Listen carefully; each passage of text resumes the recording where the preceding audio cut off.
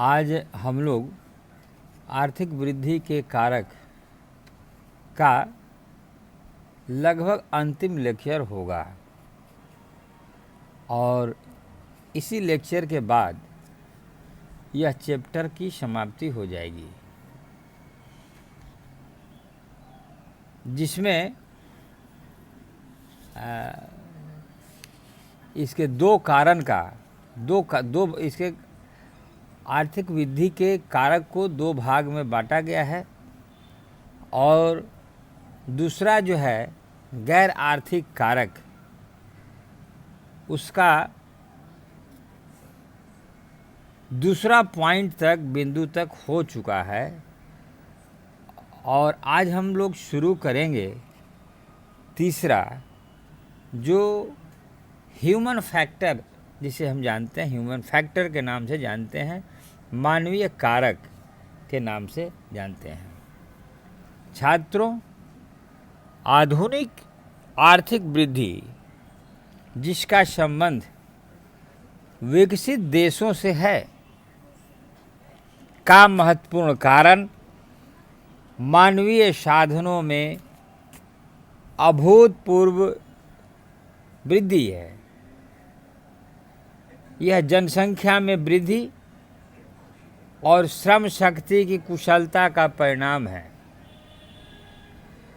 Kuznets के अनुसार यूरोपीय लोगों में 1750 से 1950 के बीच 433% की वृद्धि हुई, जबकि शेष विश्व की जनसंख्या में 200% की वृद्धि हुई। जहां जनसंख्या लगभग 5 गुना बढ़ी, वहां इन यूरोपीय देशों और इनके द्वारा बसाए गए नए देशों में प्रति व्यक्ति आय 10 गुना बढ़ी। प्रति व्यक्ति आय में इतनी वृद्धि का मुख्य कारण मानवीय साधनों का विकास माना जाता है, जो श्रम शक्ति की कुशलता में निहित है। इसे आधुनिक अर्थशास्त्री मानव पूंजी निर्माण कहते हैं, जो देश के सब लोगों का ज्ञान, कुशलता तथा क्षमताएं बढ़ाने की प्रक्रिया है, जिसमें स्वास्थ्य, शिक्षा तथा सामान्य रूप से सामाजिक सेवाओं पर व्यय शामिल है। डेनिश के अनुसंधान के अनुसार 1929 से 57 के बीच अमेरिका में शिक्षा पर किए गए व्यय से सकल वास्तविक राष्ट्रीय आय में 23% योगदान था, परंतु अल्प विकसित देश में तेजी से बढ़ती जनसंख्या आर्थिक उन्नति के मार्ग में बहुत बड़ी बाधा होती है, क्योंकि मानव पूंजी में निवेश की कमी के कारण शिक्षा, तकनीकी ज्ञान, कुशलता तथा शारीरिक स्वास्थ्य का स्तर बहुत निम्न होता है। यही कारण है कि ऐसे देशों में श्रम की उत्पादकता बहुत कम होती है, जिससे प्रति व्यक्ति आय में वृद्धि नहीं हो पाती। जबकि सोलोमन फैब्रिकैंट के अनुसार 1889 से लेकर 1997 के बीच अमेरिका के कुल राष्ट्रीय उत्पाद में वृद्धि जितनी श्रम और भौतिक पूंजी की वृद्धि द्वारा हुई, उतनी ही श्रम के उत्पादकता में वृद्धि से हुई। इस प्रकार देश में स्वस्थ, शिक्षित और प्रशिक्षित श्रम शक्ति होने पर ही आर्थिक वृद्धि संभव हो सकती है। अल्प विकसित देश में प्रति व्यक्ति निम्न आय तथा पूंजी निर्माण की निम्न दरों के कारण अतिरिक्त जनसंख्या का भरण पोषण करना कठिन हो जाता है। जब उत्पादन को बढ़ाया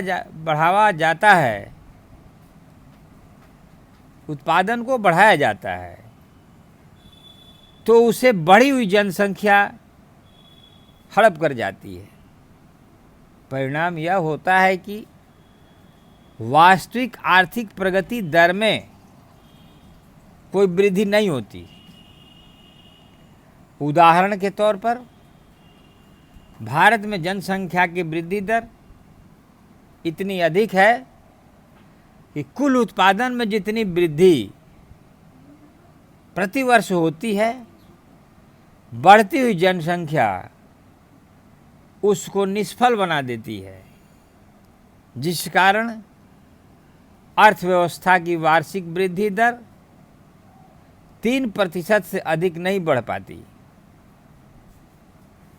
जनसंख्या में तीव्र वृद्धि का एक और प्रभाव यह होता है कि बढ़ती हुई श्रम शक्ति के लिए पुराने ढंग के उपकरण जुटाने में भी बहुत अधिक पूंजी लगानी पड़ती है। अनुमानतः यदि जनसंख्या की वृद्धि दर 2.5% हो तो राष्ट्रीय आय का 5% से 12.5% भाग पूंजी में निवेश करना पड़ेगा। ऐसे देशों में जनसंख्या का अधिक प्रतिशत लगभग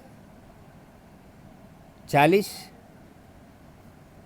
छोटे आयु वर्ग लगभग 15 वर्ष में होता है, जिससे अर्थव्यवस्था पर भारी बोझ पड़ जाता है तथा जीवन प्रत्याशा कम होने के कारण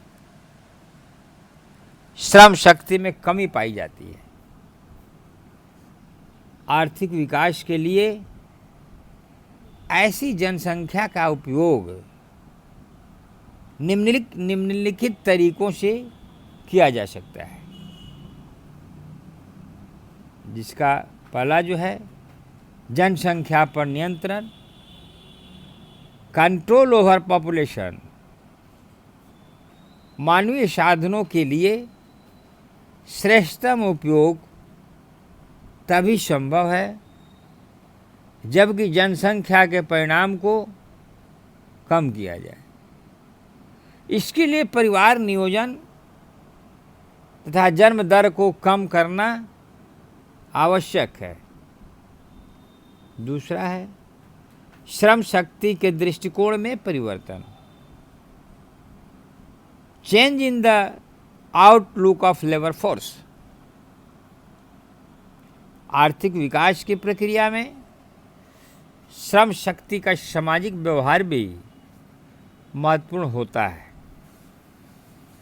श्रम की उत्पादकता एवं गतिशीलता बढ़ाने के लिए लोगों के दृष्टिकोण में परिवर्तन करना आवश्यक है, जिससे उनमें श्रम गौरव का महत्व उत्पन्न हो।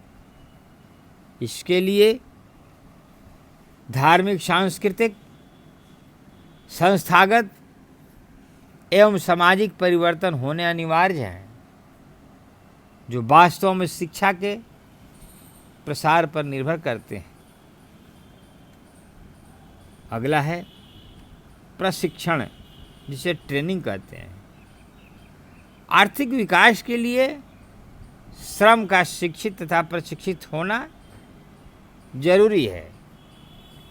इसके लिए अर्थशास्त्री मानव पूंजी निर्माण पर अधिक बल देते हैं। मानव पूंजी निर्माण देश के सब लोगों का ज्ञान, कुशलता तथा क्षमताएं बढ़ाने की प्रक्रिया है। अल्पविकसित देश में मानव पूंजी में निवेश की कमी होने के कारण शिक्षा ज्ञान, तकनीकी ज्ञान, कुशलता तथा शारीरिक दक्षता का स्तर बहुत निम्न होता है, जिस कारण भौतिक पूंजी की उत्पादकता बहुत कम होती है। इस कमी को पूरा करने के लिए स्वास्थ्य, शिक्षा तथा सामान्य रूप से सामाजिक सेवाओं में व्यय करना ही मानव पूंजी में निवेश है। इस प्रकार शिक्षित एवं प्रशिक्षित श्रम शक्ति हो जाने से आर्थिक प्रगति तीव्र हो जाती है। छात्रों, लास्ट जो पॉइंट है, जो अपने आप में बहुत ही महत्वपूर्ण है और वर्तमान परिप्रेक्ष्य में भी इसकी महत्वपूर्ण भूमिका है, वह है राजनैतिक एवं प्रशासनिक परिवर्तन, पॉलिटिकल एंड एडमिनिस्ट्रेटिव चेंज। अल्पविकसित देशों में राजनैतिक एवं प्रशासनिक ढांचा बहुत ढीला होने के कारण आर्थिक विकास के मार्ग में बाधक होता है। एक सशक्त, कुशल तथा निष्कलंक शासन आर्थिक विकास के लिए आवश्यक है। प्रोफेसर लुईस ने ठीक ही कहा है, सरकार का व्यवहार आर्थिक क्रिया को प्रोत्साहित या हतोत्साहित करने में महत्वपूर्ण भूमिका निभाता है। राजनीतिक नीतियां एवं प्रशासनिक ढांचा आधुनिक आर्थिक वृद्धि में बहुत सहायक हुई है। बर्तानिया, जर्मनी, अमेरिका, जापान और फ्रांस की आर्थिक वृद्धि उनके सुदृढ़ प्रशासनिक ढांचा का ही परिणाम है,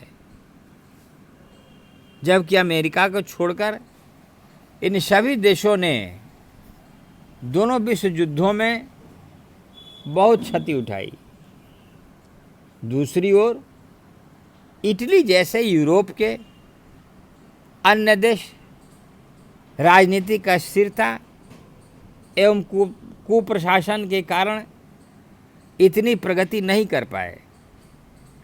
शांति, स्थिरता तथा कानूनी सुरक्षा से उद्यम को प्रोत्साहन मिलता है। जितनी स्वतंत्रता अधिक होगी उतना ही उद्यम पनपेगा। तकनीकी उन्नति, साधनों की गतिशीलता और विस्तृत मार्केट उद्यम को बढ़ाने में सहायक होते हैं, जिनको स्वच्छ प्रशासन एवं स्थिर राजनीतिक अवस्था ही प्रदान कर सकती है। इसी प्रकार आर्थिक ऊपरी व्यय, पूंजी तथा मौद्रिक एवं राजकोषीय नीतियां अपनाकर सरकार पूंजी निर्माण में सहायक हो सकती है।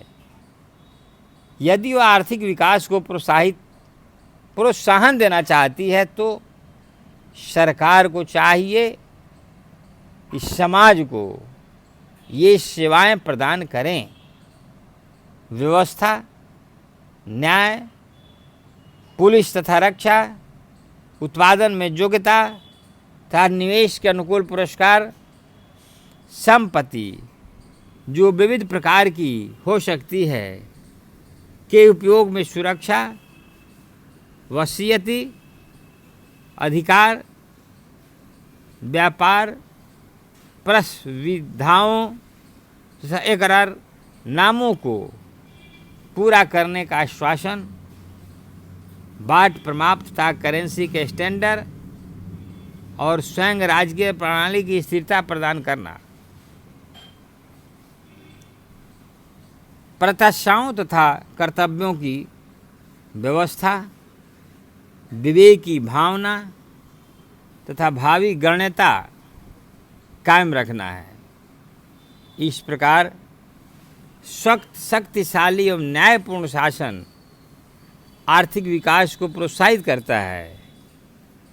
जैसा कि प्रोफेसर लुईस ने कहा है कि किसी भी देश ने योग्य सरकारों के सुनिश्चित प्रोत्साहन के बिना आर्थिक प्रगति नहीं की है। छात्रों, इस प्रकार आर्थिक एवं आर्थिकेतर तत्व वृद्धि की प्रक्रिया को प्रोत्साहित करते हैं। वे एक दूसरे पर भी निर्भर करते हैं। आर्थिक तत्व आर्थिकेतर तत्वों द्वारा प्रभावित होते हैं और उनको प्रभावित भी करते हैं, परंतु कुछ शास्त्रियों जैसे वाइनर तथा मिर्डल के अनुसार आर्थिक एवं गैर आर्थिक तत्वों में भेद निरर्थक, भ्रमपूर्ण तथा असंगत है, इसलिए इसको त्याग देना चाहिए। परंतु हम इन अर्थशास्त्रियों के विचार से सहमत नहीं, क्योंकि यह सर्वमान्य है कि आर्थिक तथा आर्थिकेतर तत्वों का आधुनिक वृद्धि पर बहुत महत्वपूर्ण प्रभाव पड़ा है। छात्रों, इस प्रकार आज हम लोग आर्थिक वृद्धि के कितने कारक हैं, सभी कारकों से बारी बारी से हम लोगों ने विस्तार पूर्वक चर्चा परिचर्चाएं की और हमें लगता है कि इस क्लास से आप सभी छात्र काफ़ी लाभान्वित हुए हैं और मैं आशा ही नहीं बल्कि पूर्ण विश्वास के साथ उम्मीद करता हूँ कि आप इस अध्याय से पूर्णतः लाभान्वित होंगे और अपना प्रश्नोत्तर अपने मेधा के अनुसार आप तैयार करेंगे। धन्यवाद।